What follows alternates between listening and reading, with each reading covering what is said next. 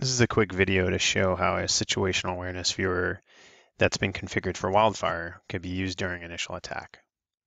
For example, if a fire is reported at an address or coordinates, in this case, I'll enter an address, I can quickly see that location by entering it into the search bar here. If I zoom out, I can get some context for the area. If I click on these three little dots, I can start a tool or call a tool called the Situational Awareness Viewer. And by clicking on this set location, I'm able to fire off a quick analysis where I can perhaps see the address where I clicked, and I can buffer it by maybe, let's say, a half mile.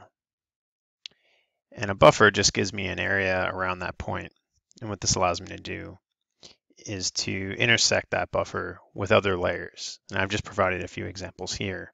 But for instance, we can see demographics, approximate number of people that live in that area, number of housing units, and if there's any young or elderly.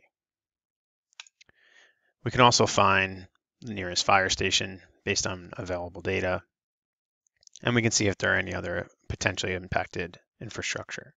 So if we were to say how many of these infrastructure be impacted within 1.5 mile, I can just add that. And now we can see there's one hospital and 9 public schools with approximately that many students. If I need to, for any reason, just quickly download a spreadsheet. I can pull down that list of public schools and start making some phone calls, provided that that's in my database. So that's a really quick way to use the situational awareness tool. You can also access it directly.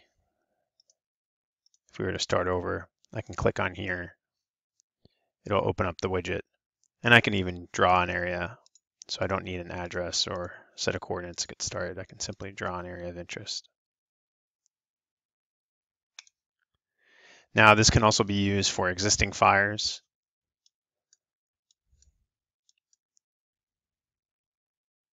In this case, I'll pick this fire perimeter here.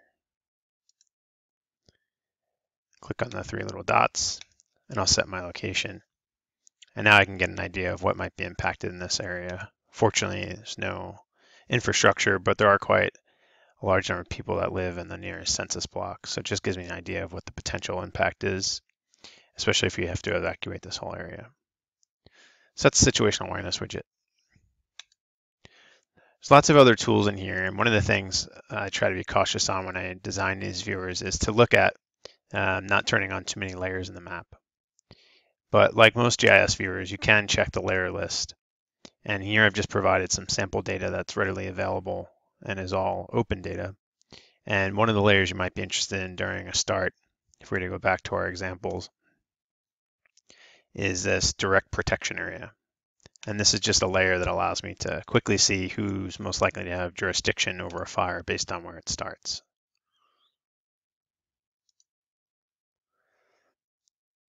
So now with this layer turned on,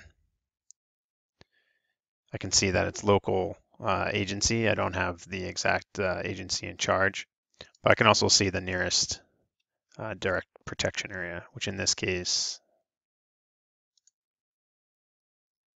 looks like it's U.S. Forest Service Federal. And then finally, something that we're all used to from things like Google Maps is sometimes I just want to see some imagery. And through the base map gallery, we've got quite a few options here for base maps, including imagery.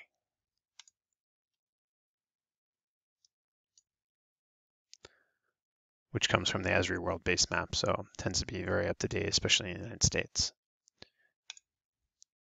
as well as OpenStreetMap, or even thematic maps, which are useful when we're trying to look at lots of data sets. I can just pull up this World Street Map here.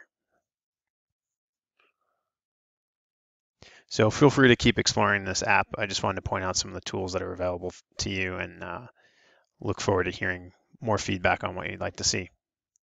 Thanks a lot.